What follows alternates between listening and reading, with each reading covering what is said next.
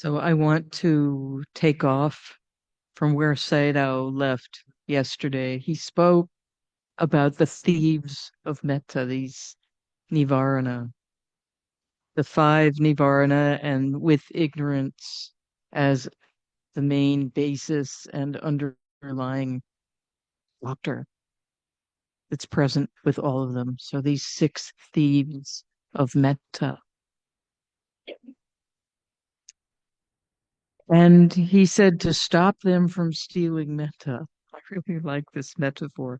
He says we need metta sati, metta mindfulness, and metta samadhi, metta concentration. So this is what I want to talk about today. First, the sati part, and then the concentration part. To expand on these, especially about concentration, but not in any real depth, more as an overview and to give you some context. Beginning though with the Nivarana, because obviously continuous mindfulness, continuous concentration, these are not our starting point. The starting point is when we're beset by these hindrances.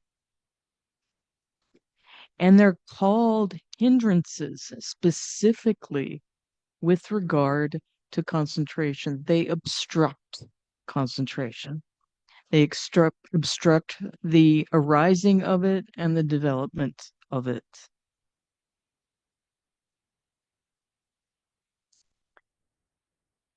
And they themselves, as states, are obstructions.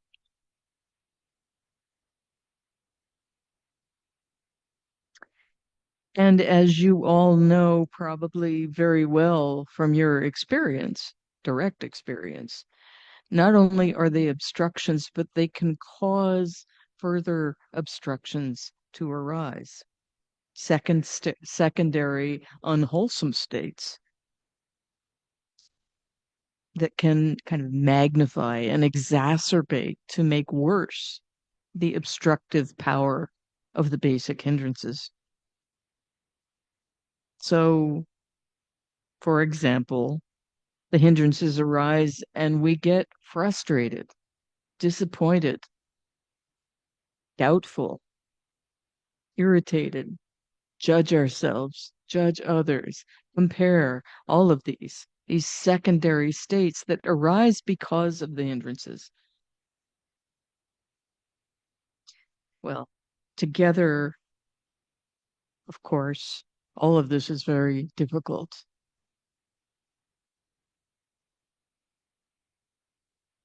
This difficult starting place for metta mindfulness and metta concentration is expressed really beautifully in a verse of the Dhammapada. This is Dhammapada 35. The mind, hard to control, flighty, landing wherever it wishes. One does well to tame the mind. The disciplined mind brings happiness. I really love this verse because it speaks to the nature of the mind as being kind of just going all over the place wherever it wants. And the fact that this can be trained, can be tamed again and again and again in the texts. There are beautiful metaphors the Buddha uses about training and taming. Taming a wild elephant, training a good horse. And I love these metaphors because they really speak to beings, horses, elephants, who are sensitive, intelligent, valuable, but just not trained, not tamed. And in these metaphors, the Buddha speaks often about the need for kindness in this process of training, not force. The elephant tamer uses words that are sweet and pleasing to the elephant. I really like this because this is the attitude we need to have when we train this wild mind. Kindness, always kindness, never force. So, with this mind at first, we all experience its flighty nature, the nature for it to move incessantly. Often in the text, another metaphor for the mind is a monkey who swings from branch to branch to branch, grabbing hold of one, leaving the other. Different sense objects moving from one to the other, to the other, to the other, never still a moment.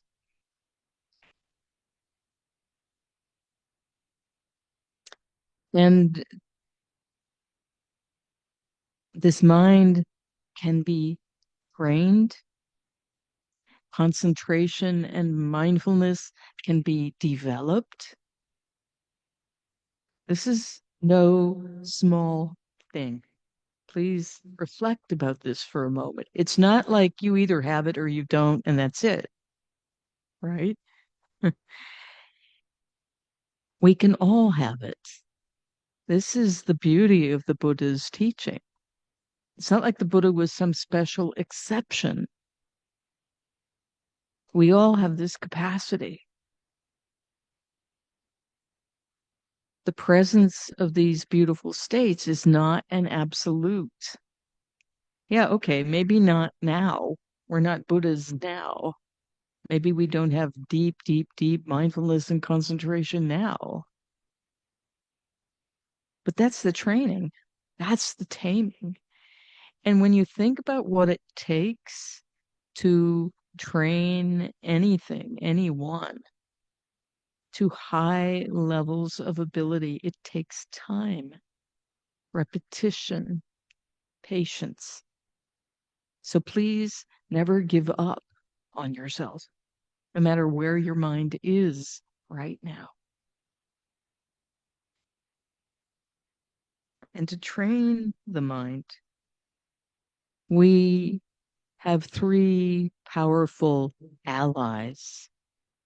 Unlike the thieves of Metta, these are our best friends. And these are the three limbs of the concentration group of the Noble Eightfold Path, namely right effort, which I spoke about before, right mindfulness, and right concentration.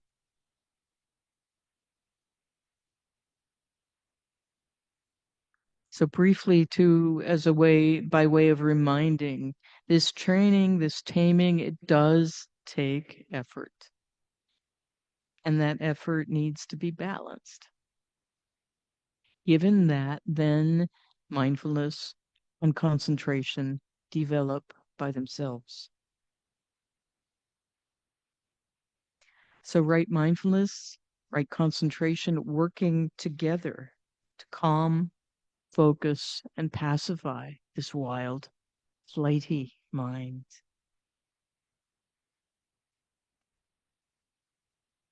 I'm not going to talk about right mindfulness and right concentration in that context as limbs of the Eightfold Path, but just to give you that as a way of understanding where they sit in the whole big picture. I want to talk to them about them more in the specific context of the cultivation of metta,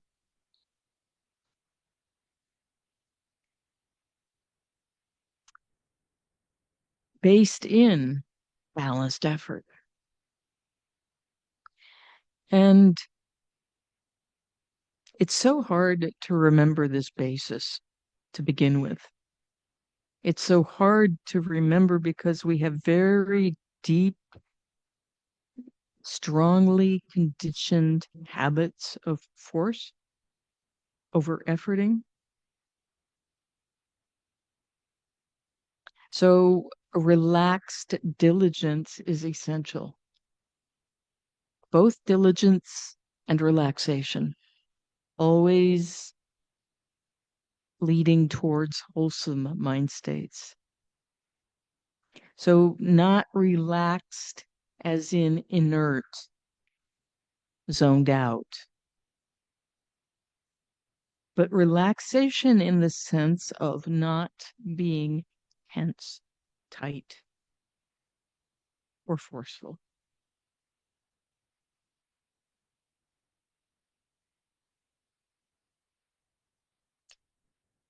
So, in the context of metta bhavana, the development of metta, the training of metta and concentration, or of metta concentration, is one of four basic or 40 basic concentration objects. Many are possible.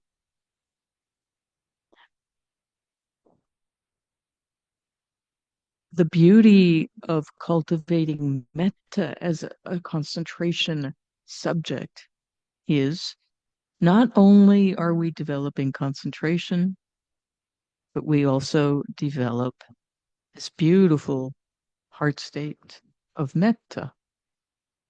So it's two in one. We get both. And in terms of the concentration, there's a trade-off here that I'll talk about later.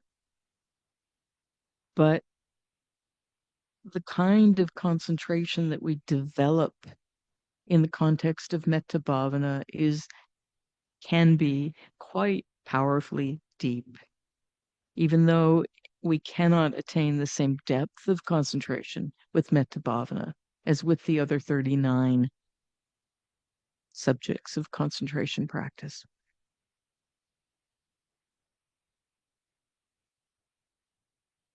And mindfulness is essential here for many reasons.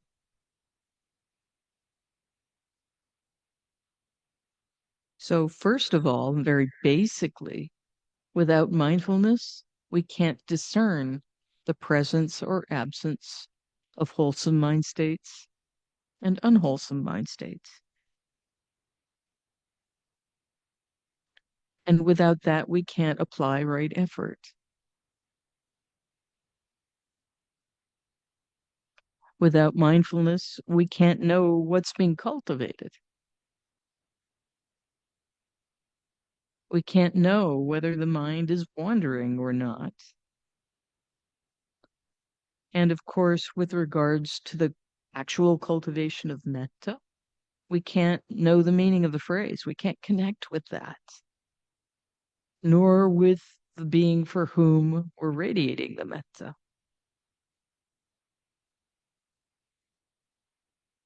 So knowing wholesome from unwholesome, knowing what's being cultivated, knowing whether the mind is wandering or not, this supports all of these support continuity.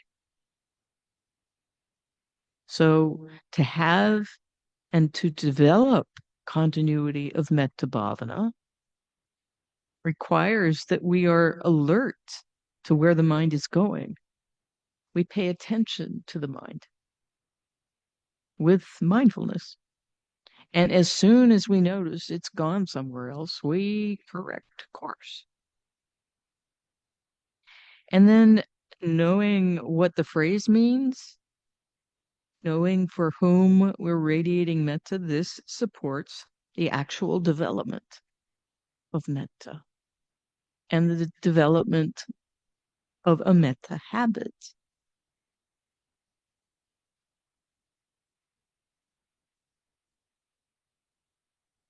The kind of mindfulness we're speaking about here when we speak about metta mindfulness is not the same, of course, as what we cultivate in vipassana bhavana. It's very different.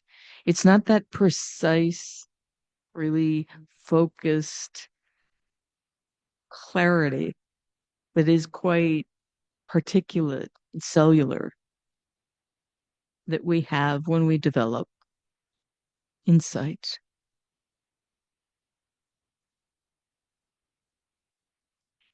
It's basic awareness of where the mind is dwelling, what we're cultivating, what the mind is doing.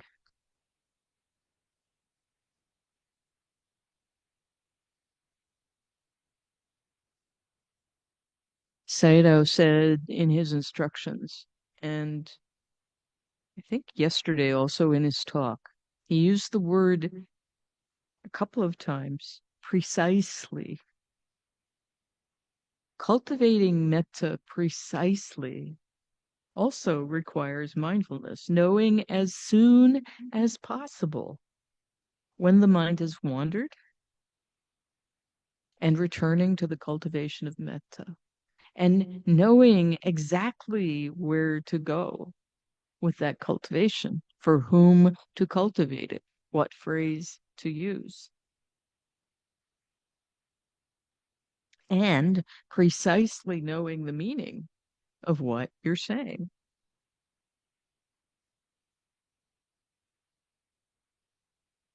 All of this really motivates interest in the process. When there is this metta mindfulness, it's not boring, it's not mechanical, it's not repetitive.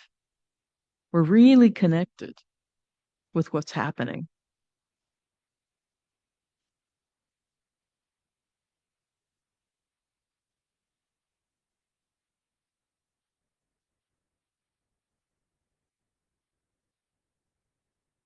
In Vipassana Bhavana, we pay attention in order to understand, in order to see clearly. However, by contrast, in Metta Bhavana, we pay attention in order to care. That's the basic difference between these two kinds of mindfulness. Paying attention in order to cultivate care, friendliness, well wishing.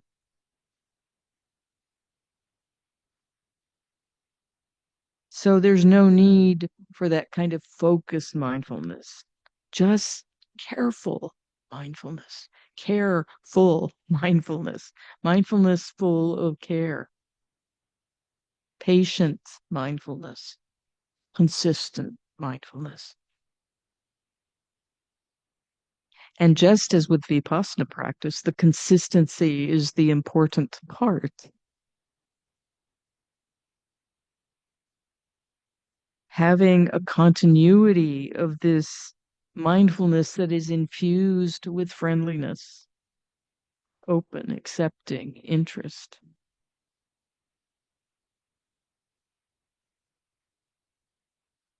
That continuity is what assists the development of concentration.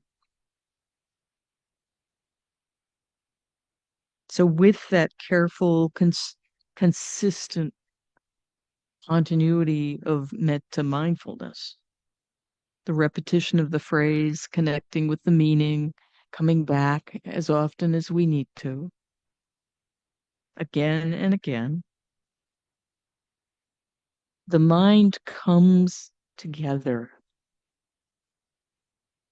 And I know many of you have had this experience where everything seems to settle into place.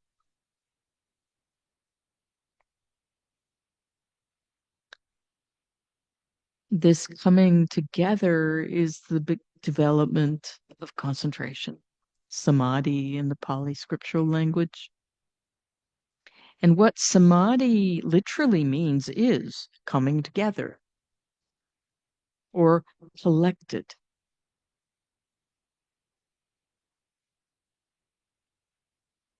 And I love this word collected, collection, the collection of mind, the mind coming together in one place. We tend to think about concentration as focus, that laser beam that goes to one place. But really, it's more helpful, at least for me and for many of us who tend to try to make too much effort to create concentration, to think of concentration as this collection, this coming together.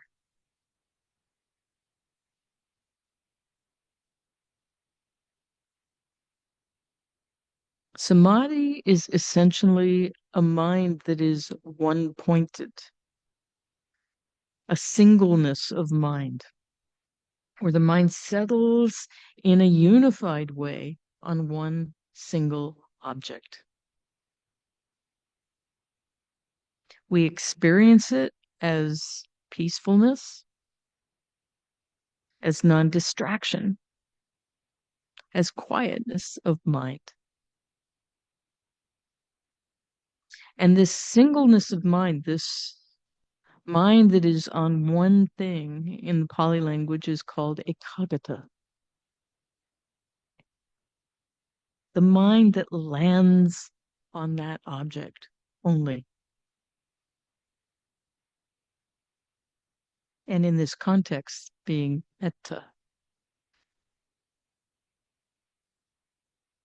And given where we start with this flighty mind, at first, this concentration may be unstable, maybe a little weak, maybe fragile. It feels like it comes and goes and comes and goes in an unpredictable way.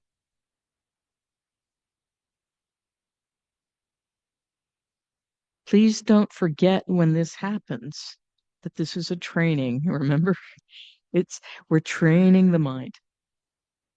So it's a victory when the mind lands in concentration, but not a failure when it slides out of it, because the mind at first isn't well trained. So it's natural that it move in and out of concentration. It's natural for the concentration to come and go and come and go. Patient persistence, kind persistence is what's important at this stage.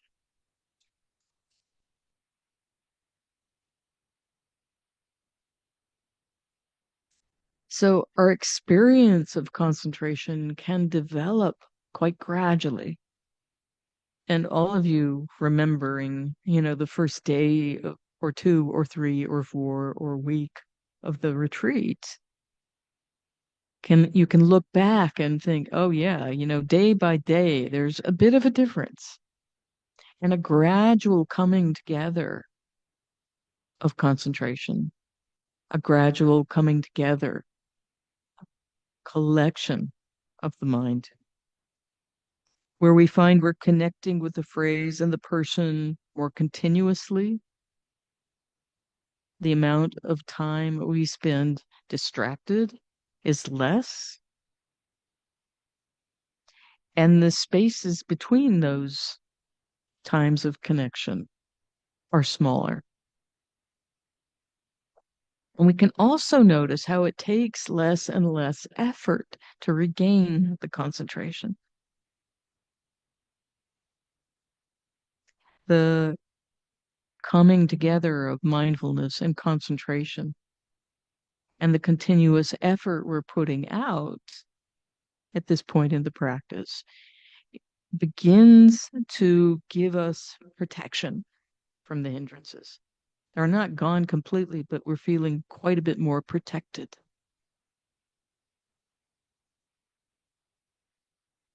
So we're less distractible, less likely to get caught in the hindrances when they arise. We can more easily put them down.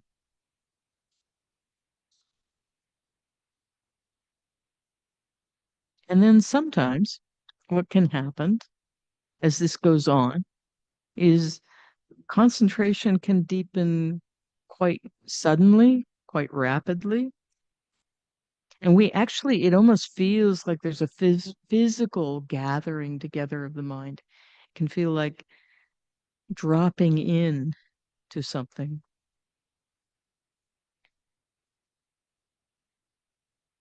Into that state of concentration that's noticeably stronger than what's happened before. And where we don't need a lot of energy to maintain it. The hindrances are at bay, they're not present. There might be a little thinking or wandering mind, but not a lot. We can easily stay with a person with the metta. Doesn't take much effort. And this is where the barriers begin to break down between the different categories, where we begin to feel the unification. The metta for ourselves is the same as for the dear friend, is the same for the neutral person, is the same for the difficult person. And there's a strong connection.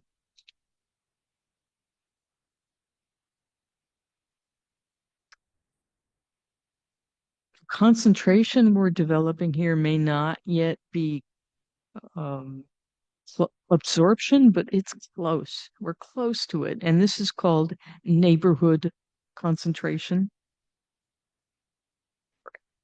upachara samadhi in Pali. We're close to the neighborhood of absorption, but we're not quite there. We still need a little bit of effort.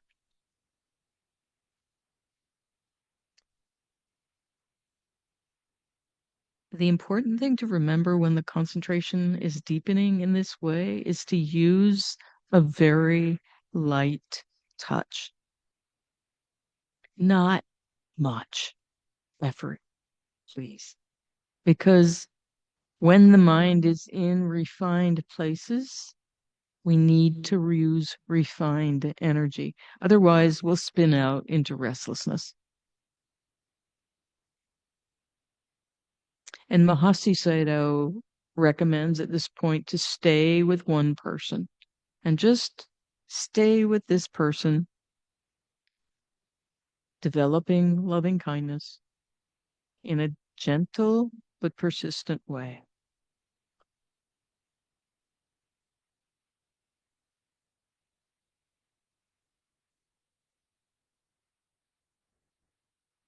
What arises at this point, if we continue in a balanced way, are deeper states of absorption, of course, called jhana in Pali.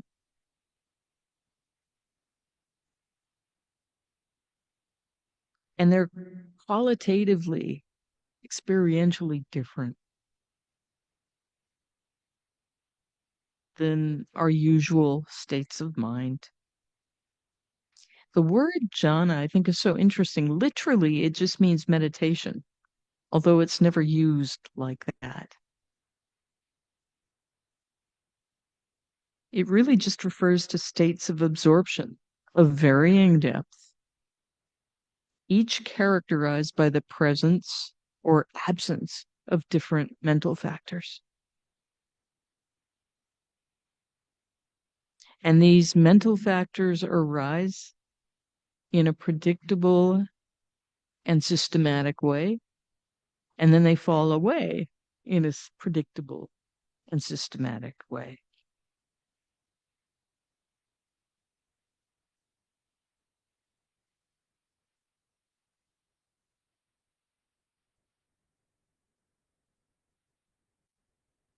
One thing that's so lovely about the jhanas is they're nested in each other.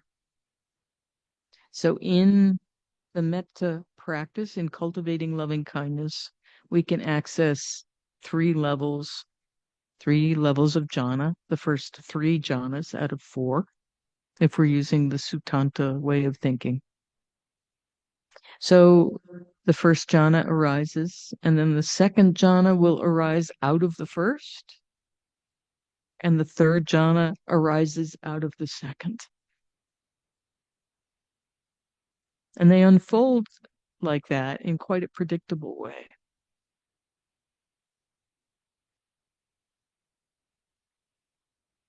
In metta bhavana, we cannot access the fourth jhana because of the presence or the continued presence of this well wishing, this wish for the welfare and benefit of whatever beings we're using to cultivate the loving kindness.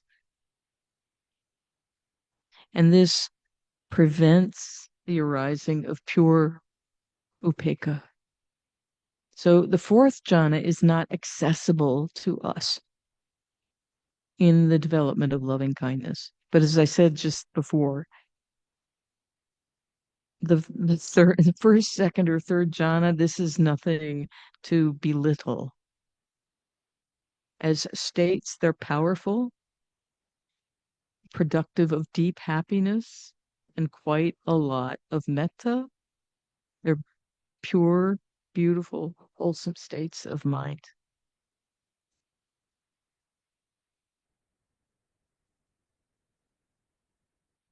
So when the jhanas arise, there are always at the beginning 5 mental factors that come together. And I'm not going to talk about this in any depth, but just to give you the information. The first is vitaka in Pali, connecting is the way I think of it in a shorthand, or applied thought is one translation you often see. So connecting to the object, connecting to the phrase, connecting to the person. The second is vichara, sustained thought, the sustaining of that over a period of time. Connecting and sustaining. These two are basic. This is why we repeat the phrase, why we come back again and again and again. Third, there's piti, rapture or gladness. And there are 5 different levels of this. It's a kind of a continuum from pretty subtle to quite dramatic. Physical and mental happiness, gladness can arise.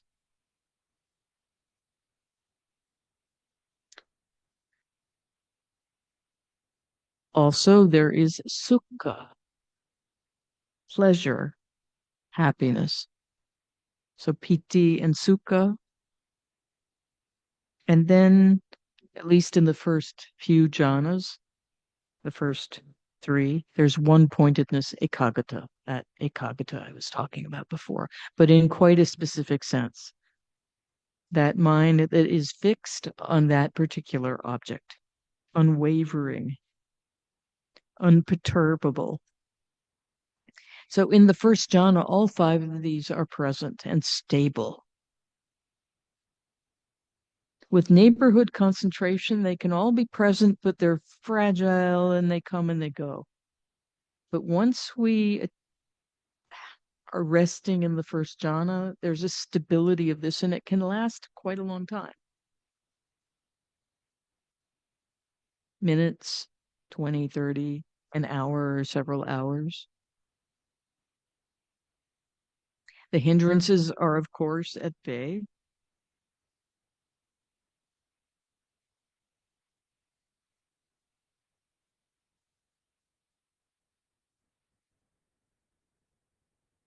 And there's a real balance of effort and relaxation. We can stay with this person and with the metta for a very long period of time, and it doesn't take effort. There's that sensation, that feeling of sinking and merging into concentration. And there's no tendency to be disturbed by sense objects. The mind just isn't interested. And we may not, the concentration can get so deep that we may not even perceive sense objects. Somebody was saying, remember last week there was that thunderstorm. Somebody was saying they didn't even hear the thunder after a while. Just sound can go way back in the distance.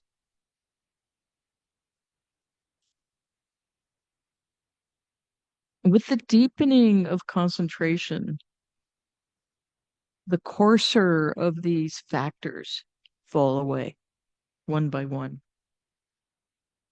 So the first things to fall away are the first 2, this connecting and sustaining, because they're no longer necessary. the mind is fixed on the object, and it's an effortless process. So the connecting and sustaining drop away.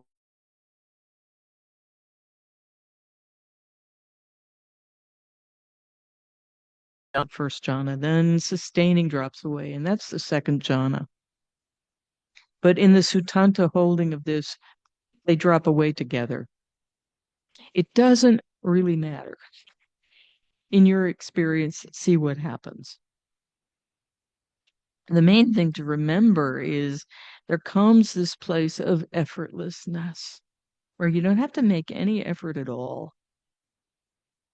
There's gladness, perhaps physical rapture, one-pointedness.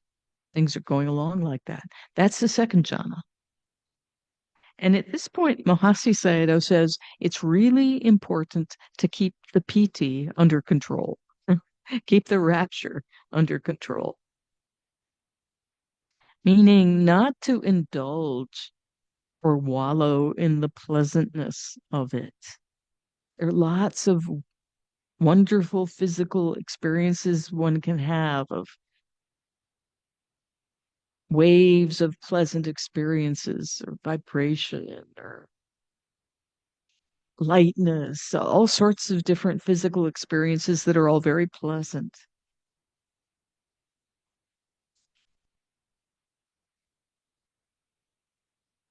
Keep the focus on the metta.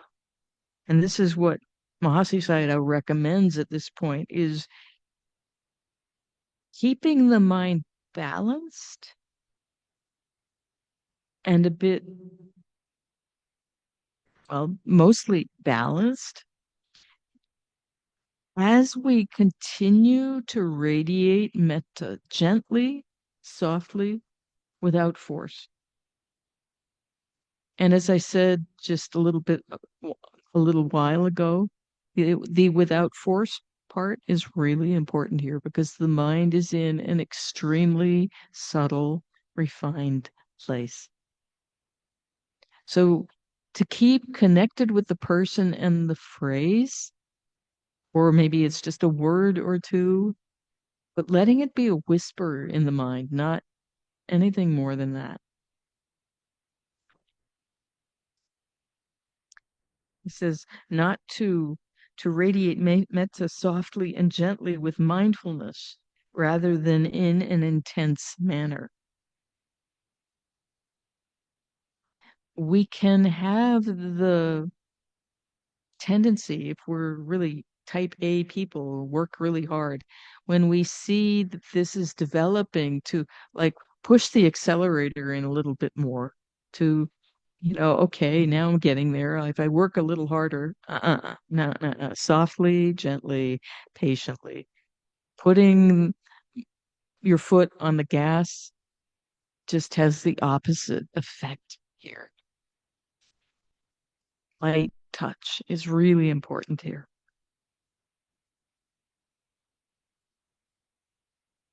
So eventually, as we do this, the mind gets tired of this PT business. It's agitating, it's disturbing, and the mind just puts it down. It's like enough of that. And all we're left with is the sukha and the ekaggata, the one pointedness and the kind of pleasure, soft, gentle. This is the third jhana.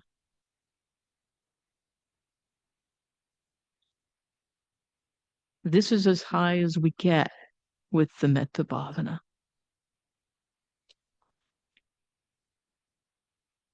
But it's very quiet indeed.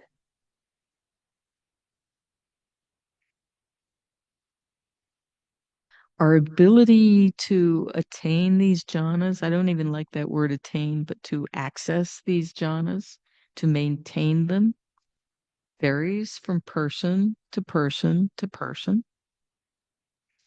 It depends on how long we've been practicing. It depends on our inborn ability. Some people have concentration paramis. It's very easy for them to access concentration. They have a real affinity for it.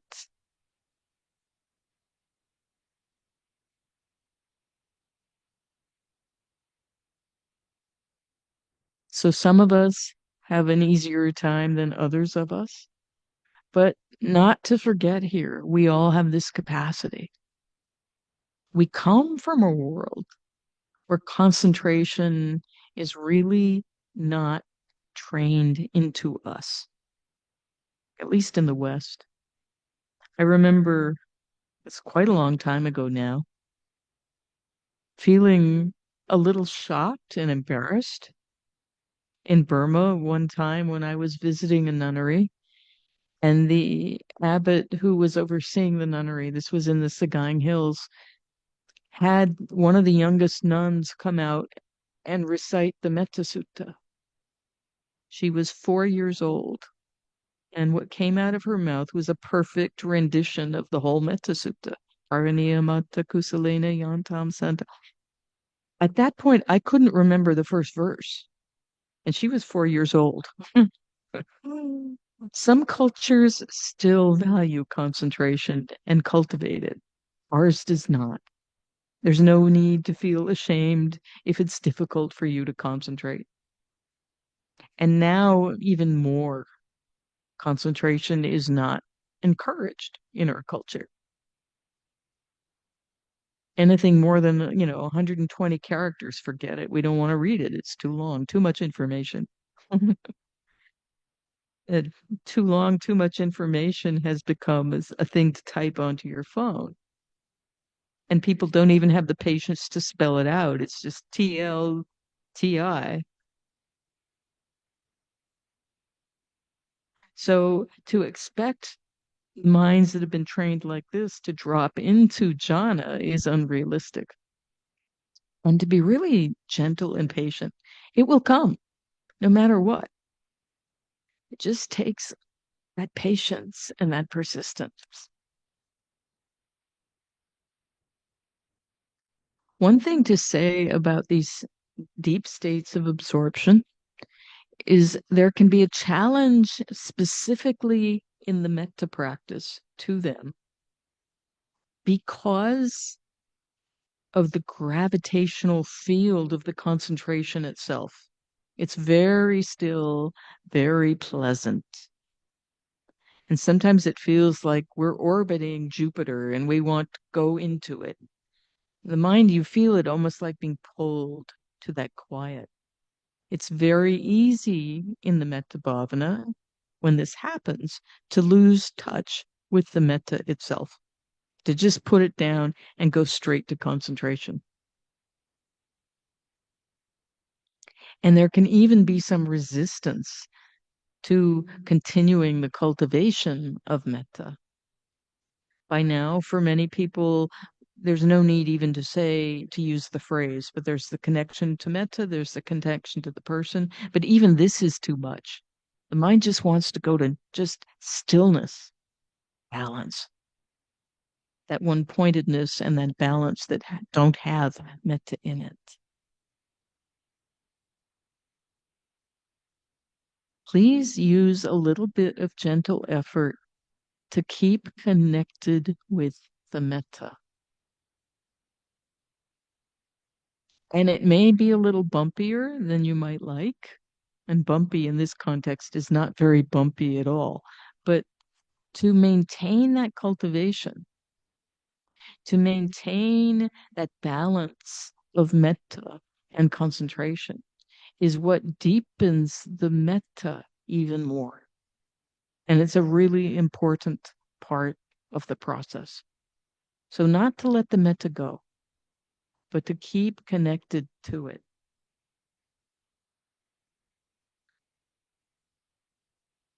So, here again is a place where we need very, very refined course correction. If you find you need to correct course of what's happening, to incline to the metta, let that inclination be extremely refined as well. not too much.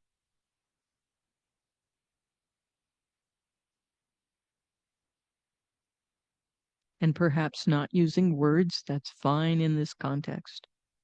Just maintain that continuous connection to the metta.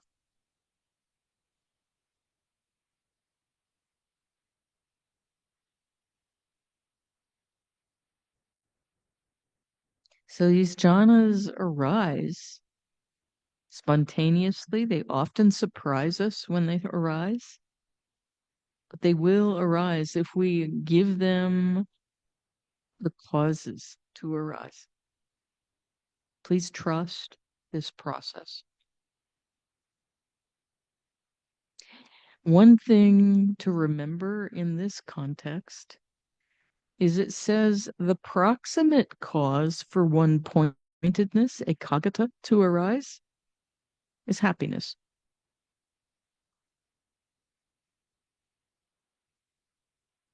Ekaggata in the Abhidhamma is listed as a universal mental state, a mental factor that's present in all moments of consciousness. But when it's developed and when happiness is present, it can deepen to this focused one pointedness that we experience in the jhanas. So the presence of gladness in the mind is very important to this cultivation.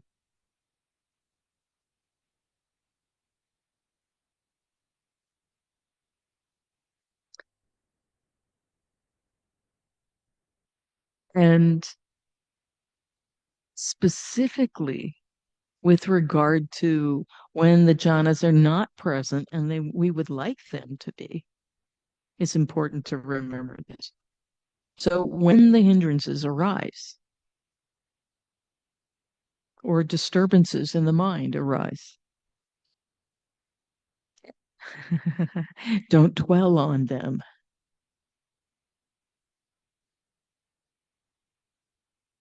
Because when we dwell on their presence, when we proliferate thoughts about how there they are and we wish they weren't there and why are they there, and there's mental proliferation and resistance to them, and we try to make concentration arise, it never will. There's no happiness in the mind. We're just upset and we don't like whatever it happens to be that's arisen. This is the opposite of the proximate cause of metta. Likewise, when the practice is challenged and we desperately want concentration to arise or we desperately want it back, trying with immense effort to focus the mind. Maybe we're not thinking about those disturbances, but we're trying with a lot of effort to push the hindrances away.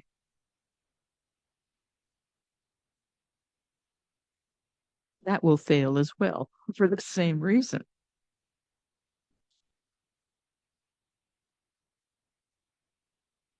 And if concentration has arisen and we make any kind of effort to keep it from changing, to make sure it stays because we like it a lot, of course, the opposite is going to happen. It's going to go away. Like metta itself, we cannot force concentration to arise. It's impossible. We just make the gentle effort to come back to the metta. This is why Sayadaw said yesterday, with regard to metta mindfulness, metta concentration, when the mind is disturbed by the hindrances, just go to metta. Don't do any of that other stuff. Just have that continuity of connection with the cultivation.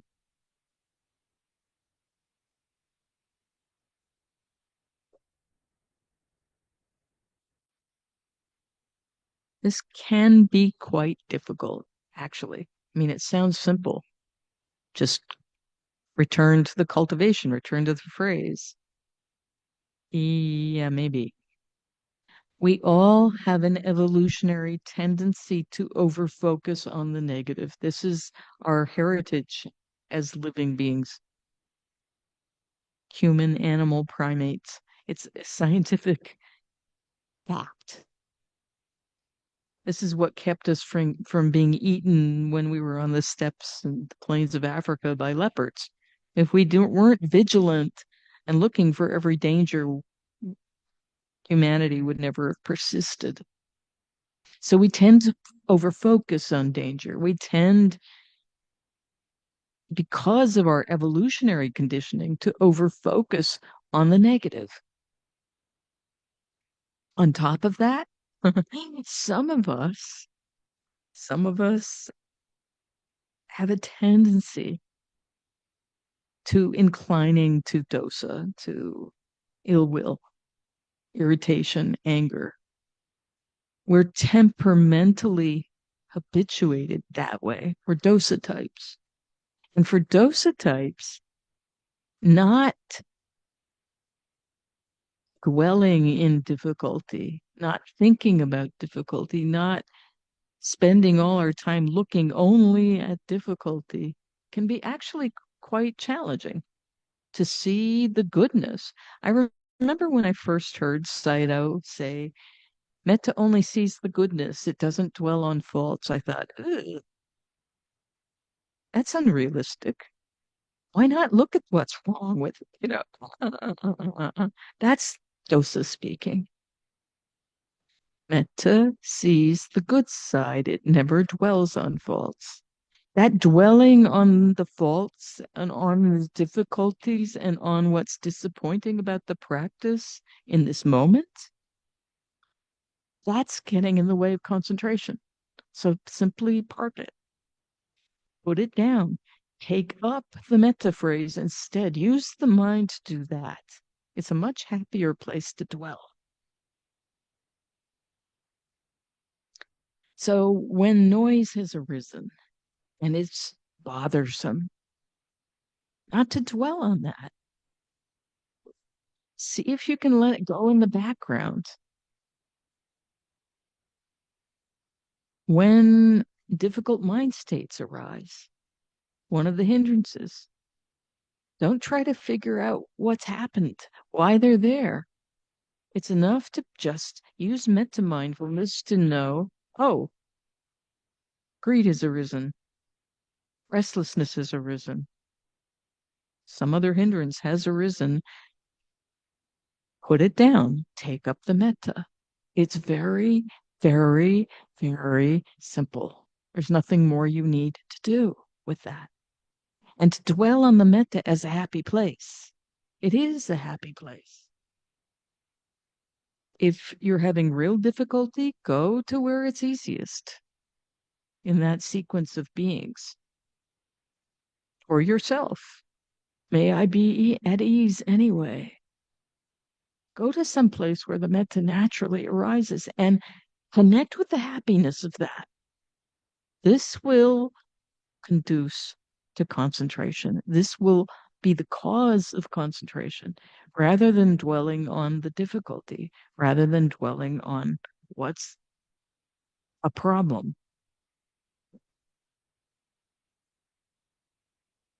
A happy, relaxed mind is the kind of mind that can settle into stillness.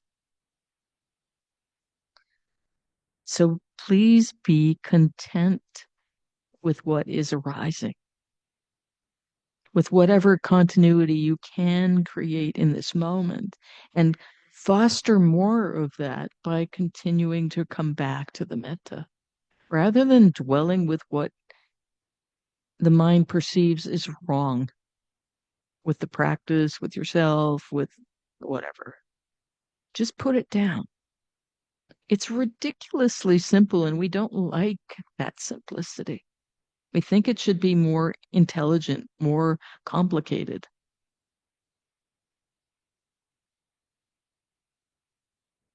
Thing is, it's simple, but it's not easy. So this is what takes that patience.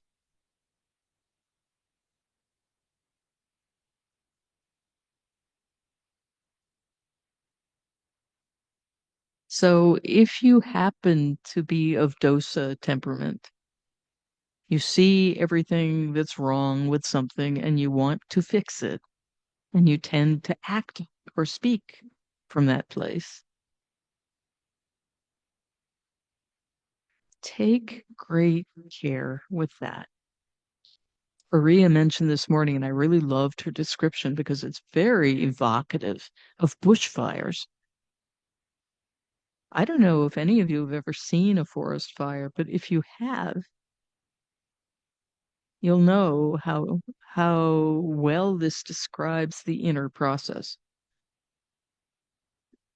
A fire can go from almost nothing to terrifying in a moment. And this is what dosa can do. So be careful.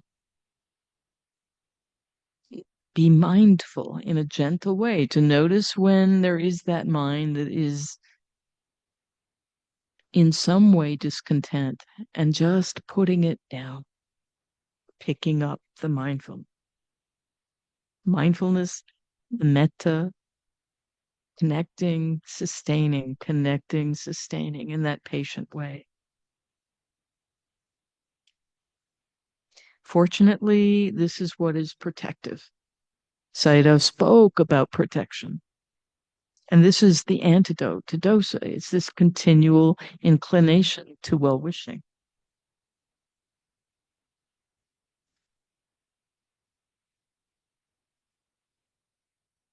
And this is what brings that protection against those thieves of the hindrances. Metta mindfulness, metta concentration, once they have arisen and become developed, become increasingly powerful and increasingly pure. And metta has its own capacity, even more so than just pure concentration, to beautify the mind, purify the mind. The texts speak of the mind deliverance by loving kindness as being beautiful. And it is. And this is where this goes for all of us. So I want to close with the next verse from the Dhammapada, from the one that I quoted at the very beginning. This is Dhammapada 36. The sage protects the mind, hard to see, subtle, landing where it wishes. The protected mind brings happiness. So may we all have minds that are protected from these thieves by metta mindfulness and metta concentration. And may this continue to deepen for each one of us. Thank you for your kind attention, everybody.